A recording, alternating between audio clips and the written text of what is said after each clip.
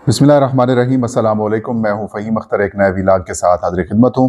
नाज़रीन, chief justice of Pakistan justice Yahya Afridi के आने के बाद और काजी फायज़ साहब के जाने के बाद जो अदालती और सियासी मंजरनामा है वो तब्दील होता हुआ आपको नज़र भी आ रहा है। और काफ़ी हद तक वो जो एक खौफ, परेशानी या फिर जिस तरीके से मैंडेट चोरी किया गया और उसको जो बचाने का सिलसिला था वो भी अब आपको रुकता हुआ दिखाई दे रहा है।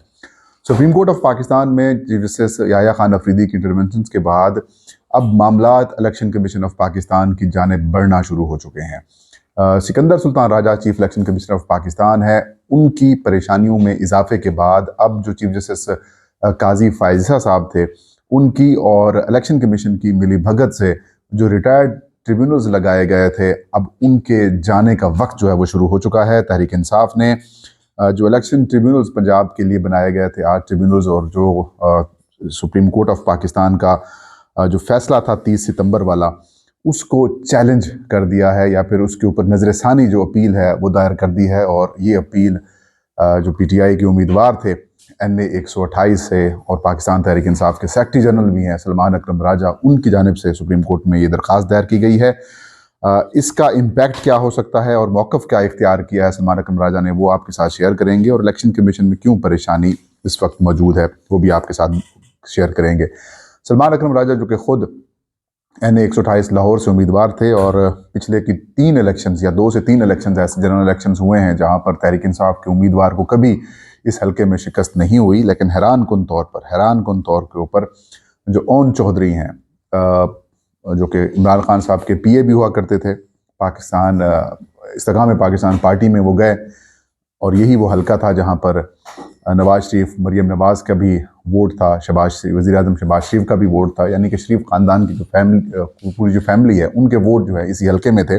लेकिन ख़ुद उन्होंने अपना उम्मीदवार यहाँ पर नहीं मैदान में उतारा और ये सीट एडजस्टमेंट की इस्तेकाम पाकिस्तान पार्टी के साथ, और ओन चौधरी साहब भी उम्मीदवार के तौर पर नामजद किया गया। खुद नवाज शरीफ और मरियम नवाज ने जाकर ओन चौधरी साहब को वोट भी दिया। लेकिन हैरान कुन तौर पर कि सलमान अकरम राजा साहब तकरीबन 65 से 70 हज़ार वोटों की लीड से वो जीते हुए थे, लेकिन उनको जिस तरीके से फार्म 47 के अंदर जो वोट्स हैं वो अलग बयान कर दिए गए और जो फार्म 45 वाले थे वो अलग चीज़ें बयान कर रहे थे। और जो इसके नीचे सूबाई असम्बली के हल्के हैं वहाँ पर जो टर्न आउट है वो 39 से 41% या 40% था, और इस कौमी असम्बली के हल्के में जो कि उसके नीचे वाले हल्के हैं सूबाई असम्बलियों के, उसके ऊपर जो टर्न आउट है वो डिफरेंट था।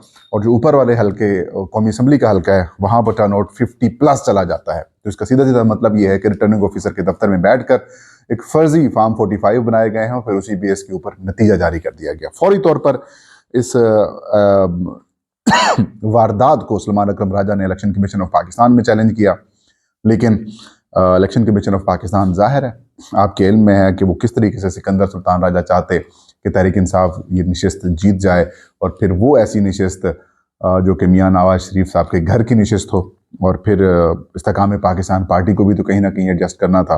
लेकिन हैरान कुन बात ये थी कि जहाँ पर ओन चौधरी जैसे बंदे को जितवा दिया गया, अलीम खान जैसे लोगों को जितवा दिया गया, वहाँ पर जो उस पार्टी का सरबराह था जहांगीर खान तरीन, उसको दोनों हलकों से जो है वो हार गए, लेकिन उनको जितवाया नहीं जा सका। तो ये भी एक इंटरेस्टिंग बात है। खैर, इस सारे मामले के ऊपर इलेक्शन कमीशन से रुजू किया गया, हाई कोर्ट से रुजू किया गया, लेकिन कहीं से भी सलमान अकरम राजा साहब की कोई सुनवाई जो है वो नहीं हुई।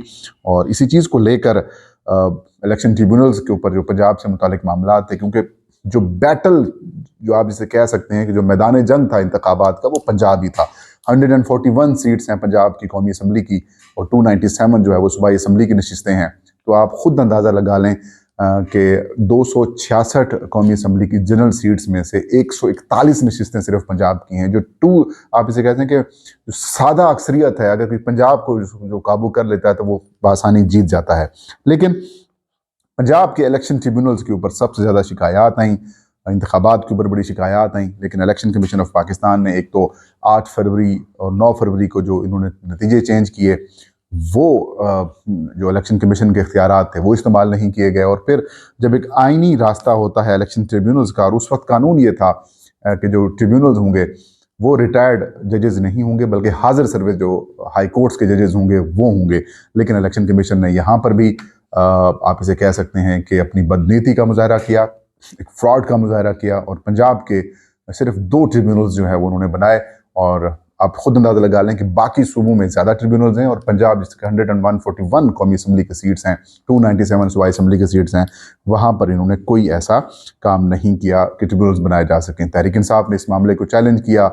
फिर एक पिटीशन लाहौर हाई कोर्ट में गई जिसमें सलमान अकरम राजा साहब खुद शामिल थे। उस पिटीशन के ऊपर जो उस वक्त के चीफ जस्टिस थे मलिक शहजाद खेबा, उन्होंने इलेक्शन कमीशन ऑफ पाकिस्तान को ख़त लिखा और ये कहा कि जो इलेक्शन एक्ट है और आइन ये कहता है कि मुशावरत ज़रूरी है, तो आप ट्रिब्यूनल्स दें। नहीं नाम दिए गए। इलेक्शन कमीशन ने कहा कि ये इख्तियार हमारा है। एक नई बहस शुरू कर दी गई। इन द एंड जो लाहौर हाई कोर्ट है उन्होंने 6 इलेक्शन जजेस के ऊपर मुश्तमिल जो इलेक्शन ट्रिब्यूनल्स हैं उनका खुद से नोटिफिकेशन जो है वो जारी कर दिया, और वो तमाम जजेस जो थे वो हाजिर सर्विस लाहौर हाई कोर्ट के जजेस थे। इस मामले को इलेक्शन कमीशन ने सुप्रीम कोर्ट में चैलेंज किया। सुप्रीम कोर्ट ने फिर 2 से 3 समातें की और एक पंचायत बिठा दी। जनाब काजी फाजिसा साहब चीफ जस्टिस थे। ज़ाहिर है वो नहीं चाहते थे कि इस मौके के ऊपर जब एक आईनी तरमीम की तरफ हम मामला जा रहे हैं, और उसको वफाकी आईनी अदालत के अंदर की पेशकश वगैरह भी थी कि उनको एक्सटेंशन मिल जाएगी 3 साल के लिए मजीद, और वो पाकिस्तान के इस निज़ाम इंसाफ के ऊपर मुसल्लत रहेंगे।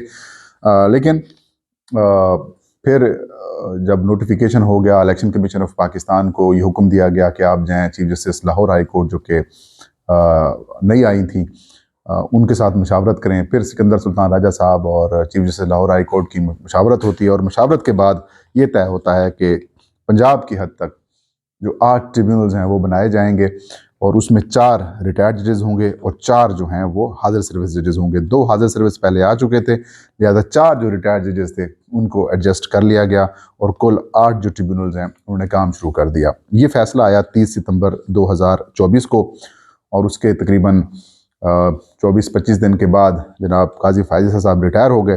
शायद तहरीक इंसाफ इसी चीज़ का इंतज़ार कर रही थी, और सलमान अकरम राजा ने आज रिव्यू फाइल कर दिया है। 1 महीने के अंदर रिव्यू फाइल होता है, और उन्होंने तकरीबन 6 से 8 पेजेस के ऊपर मुश्तमिल उनकी जो रिव्यू पिटीशन है वो है, और उसमें ये कहा गया है कि क्या हाजिर सर्विस के जजेस के नाम जो हैं वो वापस लिए जा सकते हैं। एक दफ़ा जब एक चीफ जस्टिस मुशावरत करके फ़ैसला कर जाते हैं, तो फिर क्या जो नए आने वाले चीफ जस्टिस हैं क्या उनको उस फैसले से ख़त्म कर सकते हैं, इसकी कानूनी हैसियत क्या है, और क्या सुप्रीम कोर्ट ऑफ पाकिस्तान ये ऑर्डर कर सकती है लाहौर हाई कोर्ट की चीफ जस्टिस को और इलेक्शन कमीशन ऑफ पाकिस्तान को कि वो बैठ कर मशावरत करें और फिर उस मशावरत को ख़त्म करें जो कि पहले एक हो चुकी है और उसका नोटिफिकेशन भी हो चुका है। तो इस मामले को लेकर उन्होंने ये मामला चैलेंज कर दिया है। अब आते हैं कि जो ट्रिब्यूनल्स के अंदर कहानी डाली गई थी और कौन कौन से ऐसे ट्रिब्यूनल्स हैं जो कि काफ़ी ज़्यादा खदशे में हैं, ख़तरे में हैं, और उनकी उसे कह सकते हैं कि बरकरार रहना थोड़ा सा मुश्किल दिखाई दे रहा है, क्योंकि एक चीज़ ध्यान में रखिए कि जो फुल कोर्ट था जिसने मखसूस नशिस्तों से मुतालिक केस सुना था, और उसके 8 जो अक्सरियती जजेस थे उन्होंने इलेक्शन कमीशन ऑफ पाकिस्तान के ऊपर एक चार्जशीट है पहले ही कर रखी थी। वो ये कि इलेक्शन कमीशन साफ शफाफ मुनसफाना इंतखाबात कराने में नाकाम रहा है। ये एक बहुत बड़ी चार्जशीट है जो कि आगे जाकर इस इलेक्शन कमीशन के लिए परेशानी की एक बड़ी वजह बन सकता है, क्योंकि अब जो प्रैक्टिस एंड प्रोसीजर कमेटी है उसमें जस्टिस मुनीब अख्तर और जस्टिस मंसूर अली शाह वापस आ चुके हैं। जो भी केस फिक्स होगा, जो भी बेंच बनाया जाएगा, 2 रुकनी बने, 3 रुकनी बने, अगर चीफ जस्टिस याह्या खान अफरीदी साहब पीछे भी हटते हैं तो 2-1 की अक्सरियत से वो बेंच जो है वो बनाए जा सकते हैं, और फिर इन दोनों जज साहिबान का इलेक्शन कमीशन से मुतालिक जो माइंड है वो आ चुका है। तो ऐसी सूरत हाल में मैं नहीं समझता कि इलेक्शन कमीशन भी सर्वाइव कर सकेगा, और जो इलेक्शन ट्रिब्यूनल्स बनाए गए हैं या फिर जो ऑर्डिनेंस के ज़रिए रिटायर्ड जजेस को इलेक्शन ट्रिब्यूनल लगाने का जो इख्तियार इलेक्शन कमीशन को दिया गया है वो भी बरकरार नहीं रह सकेगा। जो बेसिकली 4 जजेस हैं जिनके ऊपर इस वक्त आप कह सकते हैं कि उनकी बतौर ट्रिब्यूनल बरकरार रहने के ऊपर जो बादल हैं वो गहरे होते जा रहे हैं। उनमें जस्टिस रिटायर्ड राना ज़ाहिद मकबूल हैं, ज़ाहिद महमूद साहब हैं, और इनके पास लाहौर और सरगोदा डिवीज़न की कौमी और सूबाई असम्बली के कुछ हल्के हैं। इनमें NA 118, NA 119, NA 120, NA 123, 127, 128, NA 130 और 18 से 19 के करीब जो सूबाई असम्बली की सीटें हैं वो ये देखेंगे। और इसके अंदर इंटरेस्टिंग बात यह है कि NA 128 भी शामिल है जो कि ओन चौधरी और सलमान अकरम राजा का है। इसके अलावा जस्टिस रिटायर्ड महमूद मकबूल बाजवा साहब हैं, ये गुजरांवाला, गुजरात, मंडी बहाउद्दीन और नारोवाल के हल्के कौमी और सूबाई असम्बली के देख रहे हैं। इसके अलावा जस्टिस रिटायर्ड ज़फ़र इकबाल हैं, ये बहावलपुर, रहीम यार खान, बहावलनगर, लोधरा और मुजफ्फरगढ़, ये 5 जो अज़ला हैं इनके कौमी असम्बली और सूबाई असम्बली की सीटों के ऊपर मामलात को देख रहे हैं। और आखिर में है जस्टिस रिटायर्ड अब्दुल शकूर प्राचा साहब, जो कि पूरा पिंडी डिवीजन इनके पास है। इंटरेस्टिंग बात यह है कि जो लियाकत अली चट्टा थे कमिश्नर रावलपिंडी, उन्होंने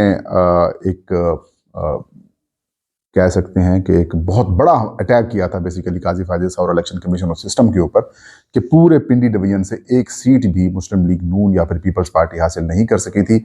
लेकिन इंटरेस्टिंग बात यह है कि यहाँ से तहरीक इंसाफ को एक सीट भी नहीं दी गई और सारी सीटें जो है वो कब्जा कर ली गई। तो अब इनकी जो मौजूदगी है, और ये इलेक्शन कमीशन को बहुत पसंद है शकूर प्राचा साहब, पहले तो इनको उन्होंने इस्लामाबाद के 3 हल्के भी दे दिए थे। तो अब हालात काफ़ी ज़्यादा जो है वो ख़राब होते हुए दिखाई दे रहे हैं और बड़ी अहम, और ये इसे कह सकते हैं कि एक पीटीआई की या सलमान अकरम राजा साहब की जो कानूनी चाल है वो ये थी कि काजी साहब चले जाएं, फिर हम रिव्यू फाइल करेंगे और फिर जस्टिस याह्या अफरीदी भी आ जाएंगे और फिर ये मामला जब बेंच के पास जाएगा, कमेटी के पास जाएगा, तो फिर नए बेंचेस भी तश्कील दिए जाएंगे। तो ये था आज का वीलॉग, मुझे इजाज़त दीजिए, अल्लाह हाफ़िज़।